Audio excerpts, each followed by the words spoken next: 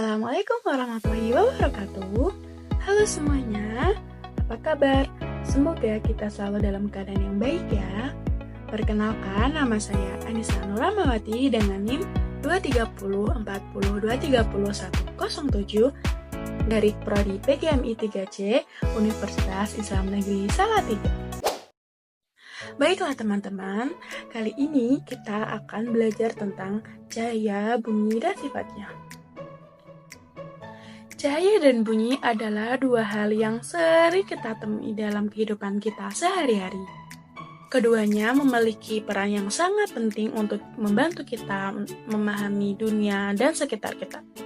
Mari kita kenali lebih dekat tentang cahaya dan bunyi serta sifat-sifatnya yang akan dipaparkan oleh teman-teman saya.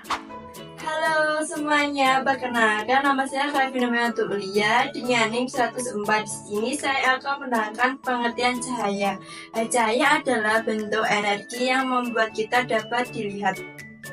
Contohnya yaitu matahari, lampu, dan air. Cahaya bergerak dalam garis lurus yang dapat dipantulkan oleh permukaannya, seperti cermin ataupun dibiaskan. Ketika kita melewati benda transparan seperti air ataupun kaca, cahaya adalah suatu bentuk energi berupa gelombang elektromagnetik yang dapat dilihat oleh mata manusia. Cahaya gelombang elektromagnetik dapat merambat melalui ruang hambanya dengan panjang gelombangnya yaitu sekitar 380-750. Hai teman-teman, perkenalkan saya Kak Aminda Nuryanti, bisa dipanggil Kak Aminda. Nah, di sini teman-teman semua udah pada tahu belum apa itu sifat-sifat cahaya? Baik, kali ini Kak Rinda akan mengajak kalian semua belajar tentang sifat-sifat cahaya. Langsung saja, yang pertama yaitu cahaya merambat lurus. Jadi, cahaya selalu memilih jalan terpendek untuk mencapai tujuannya, yaitu dalam garis lurus. Sifat ini sangat fundamental dalam optik dan banyak dimanfaatkan dalam kehidupan sehari-hari. Contohnya, bayangan. Nah, saat matahari bersinar, benda-benda akan membentuk bayangan yang jelas di permukaan datar.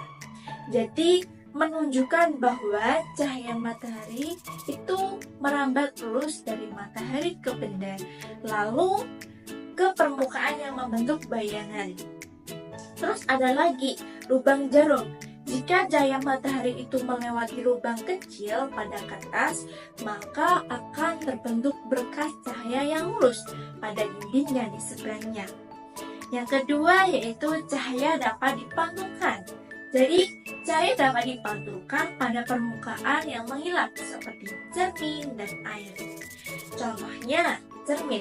Ketika kita bercermin, kita melihat bayangan kita yang terbentuk karena cahaya dari kita dipantulkan oleh permukaan cermin. Terus ada lagi air. Ketika di siang hari matahari bersinar mengenai permukaan air, maka cahaya tersebut akan memantulkan. Selanjutnya yang ketiga yaitu cahaya.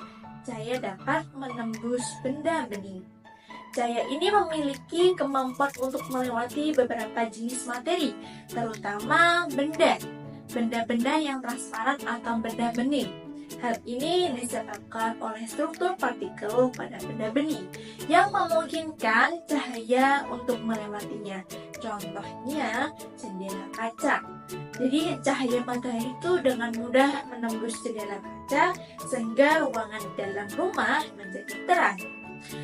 Kita dapat juga melihat pemandangan di luar rumah melalui jendela kaca karena cahaya dari luar dapat menembus kaca dan masuk ke mata kita. Yang keempat yaitu cahaya dapat dibiaskan. Pembiasan ini adalah peristiwa pembelokan cahaya ketika melewati dua medium yang berbeda.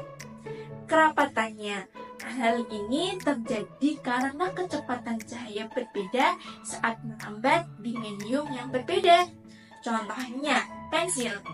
Jadi dalam gelas Jadi pensi di dalam gelas itu ketika sebuah pensi dicelupkan ke dalam gelas berisi air, bagian pensil yang terendam air akan terlihat bengkoknya. Hal ini terjadi karena cahaya yang merambat dari air ke udara dibelokkan sehingga kita melihat pensil itu seolah-olah patah. Dan yang terakhir, kelima, yaitu cahaya dapat diuraikan. Jadi cahaya putih yang tampak tunggal sebenarnya terdiri dari berbagai warna.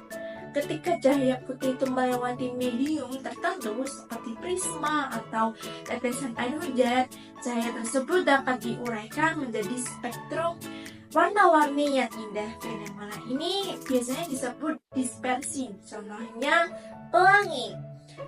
Pelangi itu adalah contoh paling umum ya dari dispersi cahaya. Ketika cahaya matahari itu melewati tetesan air hujan, cahaya tersebut dibiaskan dan diuraikan menjadi spektrum warna yang kita kenal sebagai pelangi.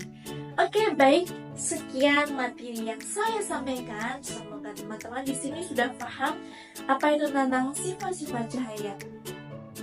Halo, Assalamualaikum warahmatullahi wabarakatuh.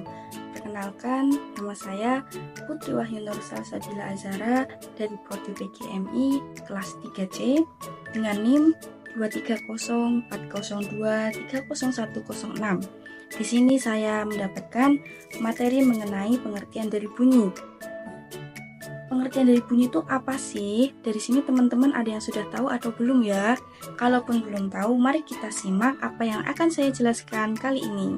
Jadi, pengertian bunyi itu adalah merupakan suatu bentuk gelombang yang merambat melalui suatu medium dan dapat didengar oleh manusia. Medium yang dapat merambatkan bunyi antara lain udara, air, dan benda padat. Bunyi terjadi karena adanya getaran atau osilasi dari suatu benda, seperti ketika sebuah gong dipukul atau sebuah sinar gitar dipetik. Getaran ini menyebabkan molekul-molekul di sekitarnya bergetar dan mengirimkan energi ke molekul lainnya, sehingga terjadi perambatan gelombang bunyi. Salah satu contohnya yaitu ketika kita membuat telepon suara dari kaleng dan benang. Ketika kaleng kita lubangi di tengahnya, lalu kita beri benang, kita salurkan ke kaleng di ujung sana dengan benang yang sama, lalu kita berbicara dari ujung ke ujung, maka suara yang kita hasilkan akan bergetar melewati tali-tali tersebut sehingga terdengar dari kaleng di ujung sebelah sana. Halo teman-teman, kali ini kita akan membahas tentang apa itu sumber bunyi. Sumber bunyi adalah benda atau sesuatu yang menghasilkan bunyi. Bunyi terjadi karena benda tersebut bergetar. Getaran ini merambat melalui udara, air, ataupun benda padat hingga sampai ke telinga kita, sehingga kita bisa mendengarkan suara tersebut. Alat atau benda yang dapat menghasilkan bunyi bisa berasal dari manusia, alam, ataupun alat musik. Contoh sumber bunyi yaitu yang pertama ada pada alat musik, seperti gitar, drum, ataupun sampling. Yang kedua ada pada hewan, seperti burung yang berkicau atau anjing yang menggonggong.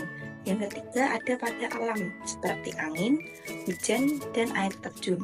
Yang terakhir atau yang keempat yaitu benda sehari-hari, seperti bel, klakson, atau ketukan meja.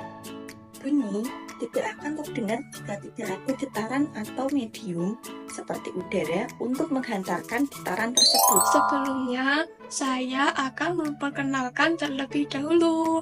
Nama saya Lili Alisafira dari Prodi PGMI kelas 3C. Yang di sini saya akan menjelaskan yaitu tentang apa saja ya sifat-sifat bunyi. Apakah kalian sudah tahu? Sebelumnya, langsung saja saya akan memaparkan materi sifat-sifat bunyi yang dimana sifat-sifat bunyi itu memiliki 3 sifat, yaitu yang pertama adalah merambat melalui media, yang kedua adalah bunyi dapat dipantulkan, yang terakhir adalah bunyi dibiaskan. Saya akan menjelaskan satu persatu dari sifat bunyi-bunyi tersebut. Yang pertama itu adalah merambat melalui media yang dapat dipantulkan dan dapat dibiaskan, yang dimana media merambat bunyi ada 3, yaitu benda gas, benda padat, dan gas, dan lain-lain. Yang kedua adalah bunyi dipantulkan. Bunyi yang bisa memantul dengan mengenai benda keras sekelilingnya, yaitu seperti kayu, besi, dinding, dan lain-lain. Yang terakhir adalah bunyi dibiaskan. Bunyi itu dapat dibiaskan jika melewati bidang atas dari dua media yang berbeda. Itulah dari saya, sekian. Baiklah, itu saja yang dapat saya dan teman-teman saya sampaikan.